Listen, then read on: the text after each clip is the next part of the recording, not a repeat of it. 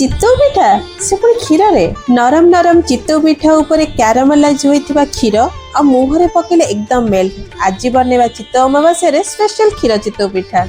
चितौ पिठा आम ओडिशार एक पारंपरिक पिठा जहाँ महाप्रभु श्री जगन्नाथ परंपरा सहित गभीर भाव जड़ित।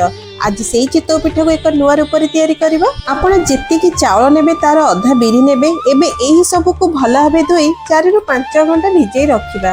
देखंतु चाउल और बिरी भल से हमर बतरी जाईछि। एबे आमे दुईटी नडियार पोरा नै चाउल और बिरी सहित मिसै आवश्यक अनुसार पानी दे ग्राइंड करि नबा।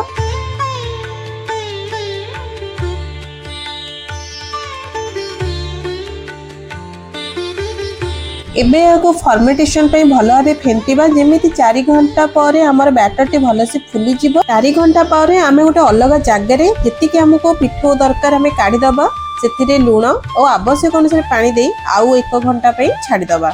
जदि आपन को लागुचे आमे खाली चितौ ही बनाउचे तेबे टिके अपेक्षा करंतो, कारण एबे आमे जानिबा ए रेसिपी रो सबटु टेस्टी पार्ट। जेते जाय हमर बैटर फॉर्मेट होची आमे गोटे कढ़ाई रे 6 स्पून चीनी नै ताको गरम करबा।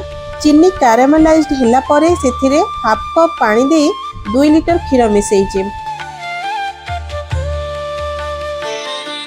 एठी अल्प गरम होला परे 6 चम्मच मिल्क पाउडर और 2/3 कप चीनी दे याको 30 मिनिट पे फुटेबा। 30 मिनिट परे क्षीर रे टिके मरिके मोटा हो जाइछि एवं एहर टेस्ट कलर और स्मेल बहुत ही बढ़ी जाइछि। एबे एथिरे हाफ टी स्पून इलायची पाउडर दे गैस को बंद कर दबा। एबे अन्य पटे हमर बैटर टी मध्ये रेडी हो जाइछि। एबे मु गोटे गिन्ना रे कपड़ा भिजै रखिछि जहां हमर स्टीम पई यूज करबा।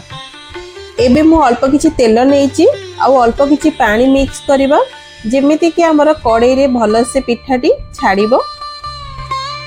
चितौ पे रखिथिबा बैटर को बे पकेइबा। गोटे कवर दबा ऊपरे गोटे आमे कपड़ा को रखी के घोड़ेइबा जेमिति एथिरे पानी देले हमर चितौ पिठा जेतु ओलटा जाय नाही या स्टीम रे धीरे धीरे सिझी थाए।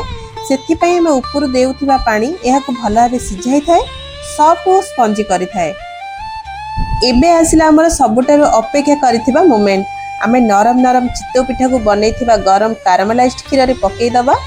एठी मोस्ट इम्पोर्टेंट जिंस हैला क्षीर हमर उषम थिबो, पिठा भी हमर उषम थिबा दरकार जेमिति क्षीरटी पिठा भितरे ऑब्जर्व हे परिबो।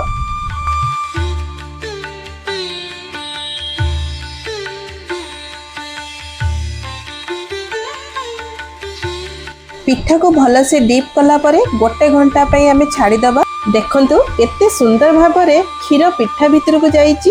गोटे बाइट न पाटरे मिली जिवो।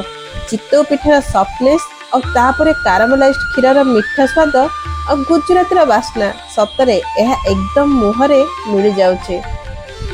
चितौ अमावास्या रे हम घरे तैयारी होतबा ई पारंपरिक पिठा को आज एक नुआ और मीठा रूप रे प्रस्तुत कले।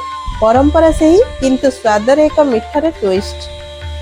आपण चितौ पिठा को एपरी क्षीर रे खाई छंती कि नहीं कमेंट रे निश्चय जणांतु। आ रेसिपी टी भल लागितले लाइक करंतु और चितौ पिठार भल पाइबा आपनक परिवार और सांग मानक सह शेयर करंतु। Thank you.